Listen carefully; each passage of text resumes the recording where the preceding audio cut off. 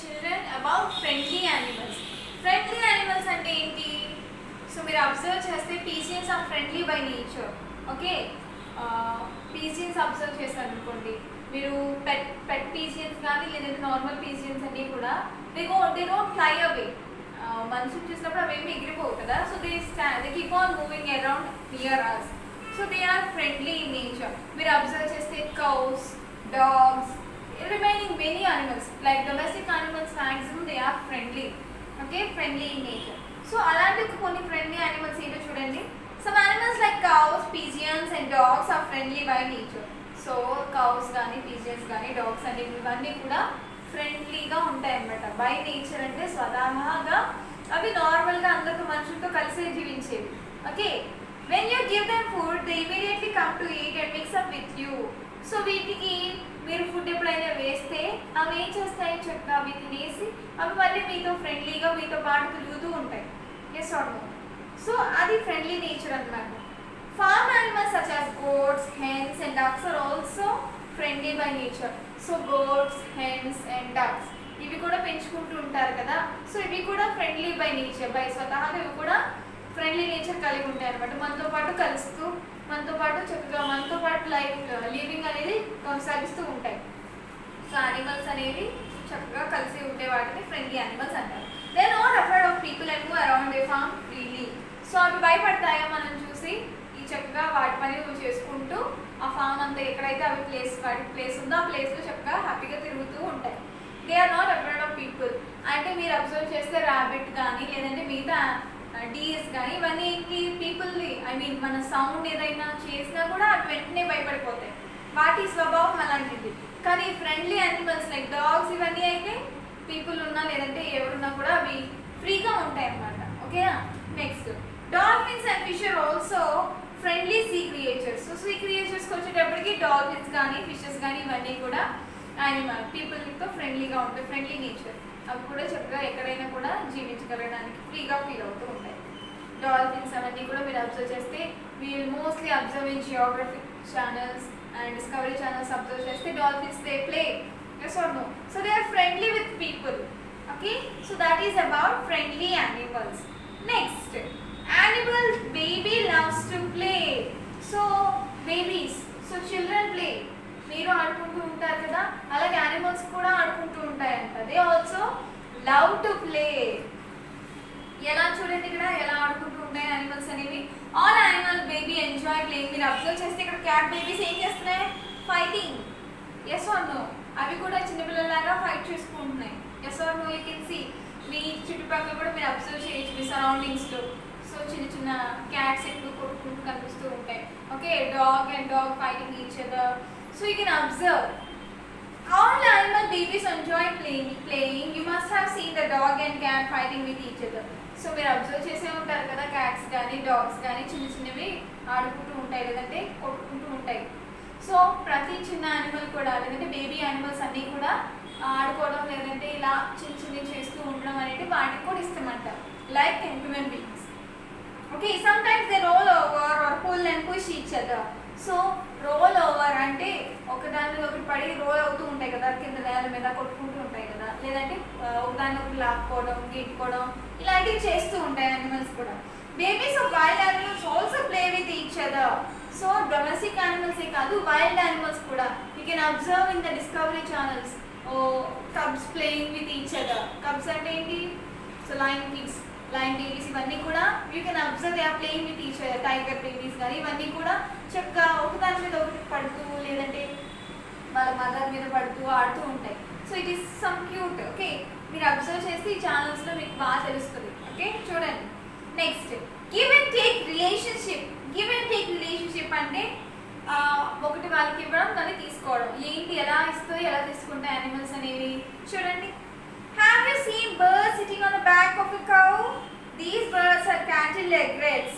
The birds that ride on the backs of giraffe, rhinoceros and oxes are called oxpeckers. So మీరు ఎప్పుడైనా observe చేస్తారా buffaloes మీద కానీ లేదంటే కౌస్ మీద కానీ యానిమల్స్ కానీ బర్డ్స్ అనేవి కూర్చుని ఉంటాయి. అబ్జర్వ్ చేశారా? గార్డెన్స్లో ఎప్పుడైనా బఫెలో మోగుతున్నప్పుడు క్రో కానీ లేదంటే ఇంకేమైనా యానిమల్ బర్డ్స్ ఏమైనా వచ్చి దాని మీద కూర్చుని ఉంటాయి. మీరు అబ్జర్వ్ చేస్తే తెలుస్తుంది. So the birds are tried on the back of giraffe. So ఈ జిరాఫీ మీద కానీ, డైనోసార్ మీద కానీ, ఆక్సన్ అంటే మేల్ కౌ, ఓకే, వీటి మీద కానీ ఈ బర్డ్స్ అనేవి మూవ్ అవుతూ ఉంటాయి కదా.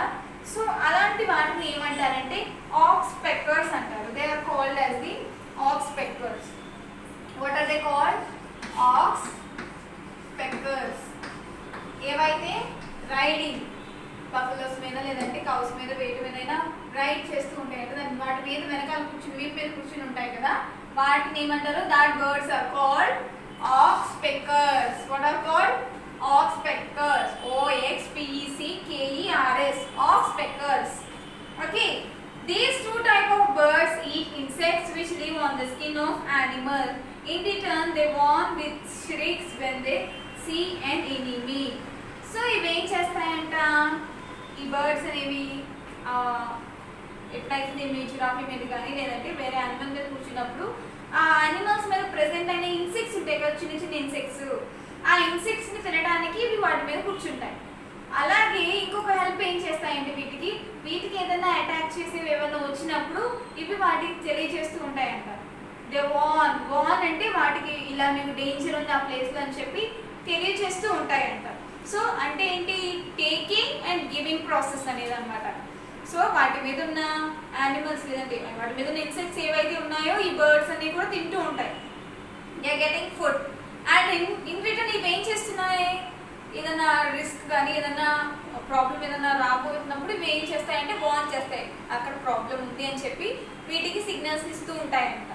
Okay, that is about give and take relationship. Give and take relationship అంటే అవి తీసుకుని ఇస్తున్నాయి అనమాట. Okay, a little fish remora lives attached to a shark and eats small creatures that live on the shark's body. Shark body మీద కూడా ఒక చిన్న fish అనేది ఉంటుందంట. దాని పేరేంటి? Remora. What is that name? Remora. Remora అనేది స్మాల్ ఫిష్ షార్క్ మీద ఇప్పుడు ఉంటుందంట. ఓకే, ఆ షార్క్ మీద ఉంటుంది. అది ఏం చేస్తుందంటే షార్క్ మీద ప్రెసెంట్ అయిన ఇన్సెక్ట్స్ కానీ లేదంటే ఇంకేదైనా క్రియేచర్స్, స్మాల్ క్రియేచర్స్ ఏమైనా ప్రెసెంట్ ఉంటే ఆ వాటిని తింటూ ఉంటుందంట ఇది. ఓకేనా? This is about give and take relationship. ఇవి వాటి మీద ఉన్న ఇన్సెక్ట్స్ తీసుకొని వాటికి ఏదైనా ప్రాబ్లం వచ్చినప్పుడు వెంటనే ఇన్ఫర్మేషన్ తెలియజేస్తూ ఉంటాయి. That is known as give and take relationship. Next, so aux pickers అంటే ఇక్కడ పిక్చర్లో అబ్జర్వ్ చేయొచ్చు మీరు. Okay, aux pickers. నెక్స్ట్ ఇక్కడేమో రెమోరా గురించి ఇచ్చారు. Next ears of animals. So ears of యానిమల్స్కి వచ్చేటప్పటికి యానిమల్స్కి కొన్ని వాటికి ఎక్స్టర్నల్ ఇయర్స్ అంటే బయటకు కనిపించేవి ఉంటాయి, కొన్ని వాటికి ఇంటర్నల్ ఇయర్స్ ఉంటాయి అంటే లోపల. So which are not visible to outside. So మనం బయటికి కనిపించమన్నమాట వాటికి చెవులు ఉన్నది. అండ్ మీరు అబ్జర్వ్ చేస్తే కొన్ని వాటికి చాలా పెద్దగా ఇయర్స్ ఉంటాయి, కొన్ని వాటికి చాలా చిన్నగా ఇయర్స్ ఉంటాయి. ఓకేనా? సో వాటి డిఫరెన్సెస్ ఇయర్స్లో ఇది డిఫరెన్సెస్ ఎందుకు ఉన్నాయి అనేది చూడండి.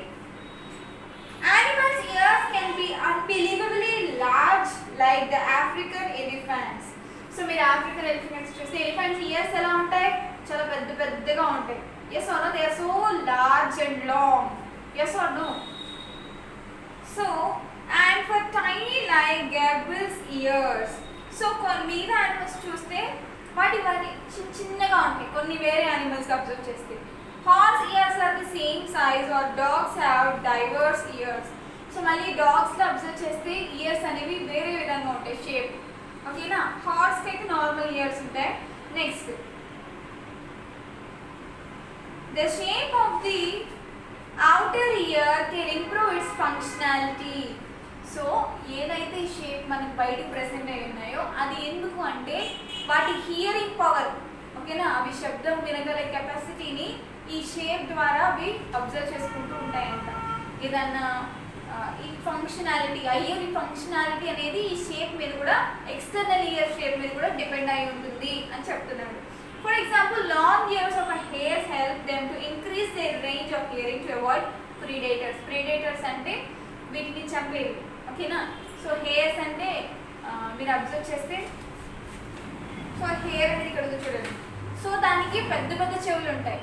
ఓకే, పెద్ద చెవులు ఎందుకు ఉంటాయి అంటే ఎక్కువ దూరంగా ఉన్న వాటి డిస్టెన్స్లో ఉన్నా కూడా వాటి శబ్దాన్ని ఇవి వినగలగడానికి. ఓకే, వీటికి ఆపద కలిగించేవి ఎంత దూరంలో ఉన్నా వాటి శబ్దాన్ని ఇవి గ్రహించేలాగా ఉండడానికి వాటి ఇయర్స్ అనేవి ఎలా ఉంటాయి, పెద్దగా ఉంటాయి. Okay, they are long in size. Okay, అది దాని ద్వారా వీటికి హెల్ప్ఫుల్గా ఉంటుంది అనమాట. ఓకే, ఇప్పుడు ఆపద వస్తుందని వాళ్ళకి దూరంగా ఉన్నప్పుడు తెలిసిపోతుంది కాబట్టి వెళ్ళి దాక్కోవడానికి హెల్ప్ఫుల్గా ఉంటుంది. సో అందుకని ఇయర్స్లో డిఫరెన్సెస్ అనేవి, సైజ్ డిఫరెన్సెస్ అనేవి ఉంటూ ఉంటాయి. Okay, the elephant have large external years to hear and to fan themselves. So ఎలాగే ఎలిఫెంట్స్ కూడా పెద్ద పెద్ద చెవులు ఉంటాయి. సో ఇది ఎందుకు, ఎక్కడైనా ఏదైనా శబ్దం వినగానే వీటంతటి త్వరగా వెళ్ళి దాక్కోవడానికి. ఓకేనా, సో ఇవి ఎస్కేప్ అవ్వడానికి ఈ ఇయర్స్ అనేవి హెల్ప్ఫుల్గా ఉంటాయి. Donkeys, rabbits and giraffes also have big ears. So donkeys observe చేసిన వాటికి పొడవుగా ఉంటాయి, పెద్దగా ఉంటాయి. నెక్స్ట్ rabbits కూడా. ఓకే, నెక్స్ట్ జిరాఫ్స్, ఇవన్నిట్లో కూడా బిగ్ ఇయర్స్ ఎందుకు ఉంటాయంటే to get themselves saved, escape అవడానికి. ఓకేనా, next although the hippopotamus is a big animal, it has small ears. So hippopotamus, మీరు హిప్పోపటమస్ని చూస్తే చాలా పెద్దగా ఉంటుంది, చాలా పెద్ద పొట్టు ఉంటుంది, లావుగా ఉంటుంది. yes or no? It's very big in size. Even if it is big in size, you can observe the ears are small. yes or no? Hippopotamus ears ఎలా ఉంటాయి, చిన్నగా ఉంటాయి. They are small in size. So next, many birds, reptiles and fish do not visible outer ears. So reptiles అంటే పాకేవి, మీకు తెలుసు కదా, lizard, ఇవన్నీ కూడా రెప్టైల్స్ అంటారు. ఫిష్, వీటికి కనిపించేలా చెవులు ఉంటాయా? So do snake have ears? So ears ఉంటాయి, but they are not visible. Okay, వీటికి కూడా రెప్టైల్స్ లైక్ లిజర్డ్ కానీ, స్నేక్ కానీ, ఫిష్ కానీ, వీటికి కూడా ఇయర్స్ ఉంటాయి, బట్ దే ఆర్ ఇన్సైడ్, అంటే ఇంటర్నల్, లోపల ప్రెసెంట్ అయి ఉంటాయి. బయటికి కనిపించేలాగా ఇయర్స్ అనేవి వీటికి ఉండవు. They have well developed middle and inner ears. Birds have tiny holes on both sides of their head. These are covered with feathers. So, వీటికి ఎక్కడ ఉంటాయంట, ఫిషెస్ కానీ రెప్టైల్స్ కానీ, middle of the body, inner years, లోపల చెవులు అనేవి present అయి ఉంటాయి. లేదు అంటే మరి స్నేక్ ఎలా తెలుస్తుంది ఇయర్స్ లేకుండా మనము వాటిని కొట్టడానికి వెళ్ళినప్పుడు? They are observing, yes or no? They are hearing. Do they have ears? Yes, they have the ears, but inside the body. వాటి చెవులు ఉన్నాయా అంటే ఉన్నాయి. ఎక్కడ? Inside the body. ఓకే, లోపల ఇయర్స్ అనేవి ప్రెసెంట్ అయి ఉంటాయి. ఏ రెప్టైల్స్ అయినా సరే, ఏ ఫిష్కి అయినా సరే. అందుకని మనం వచ్చే శబ్దాన్ని అవి వినగలుగుతున్నాం. మిడిల్ ఇన్నర్ ఇయర్స్ అనేవి ప్రెసెంట్ అయి ఉంటాయి. Birds have tiny holes on both sides of their head. So బర్డ్స్ని అబ్జర్వ్ చేస్తే బర్డ్స్కి కూడా 2 sides హోల్స్ అనేవి ప్రెసెంట్ అయి ఉంటాయి. ఎక్స్టర్నల్ ఇయర్స్ అంటే బయట కనిపించేలా కాదు కానీ, but they have holes. Okay, these are covered with feathers. So వాటికి ఉన్న ఫెదర్స్తో అవి కవర్ అప్ చేసేసి కనుక్కుంటాయి అనమాట. హోల్స్ అనేవి కవర్ చేసేసి ఉంటాయి ఫెదర్స్తో. Birds are known for their melodic calls which they use to communicate with other birds. So they must have a great hearing. Lizards also have small holes on their head. So మీరు observe చేస్తే ఒక bird ఇంకొక బర్డ్ని ఎలా పిలుస్తుంది? With the voice. Okay, ఇలా పిలిచినప్పుడు ఇంకొక దానికి వినిపించాలంటే దానికి చెవులు ఉండాలి. yes or no? So birds are also having ears ఉంటాయి కానీ they are not visible to us. Okay, అవి ప్రెసెంట్ అయి ఉంటాయి హెడ్లో, అండ్ ఫెదర్ చేస్తే అవి కవర్ చేయబడి ఉంటాయి. నెక్స్ట్ మీరు అబ్జర్వ్ చేస్తే లిజర్డ్ కూడా ఇయర్స్ ఉంటాయి. వేర్ అంటే upper part of the head upper పార్ట్లో లిజర్డ్ కూడా ఇయర్స్ అనేవి ప్రెసెంట్ అయి ఉంటాయి. Okay, next invertebrate animals such as insects and sea creatures do not have ear at all. Some like sponges and primitive simple animals that do not need hearing, smell or taste senses and therefore lack the sense organs.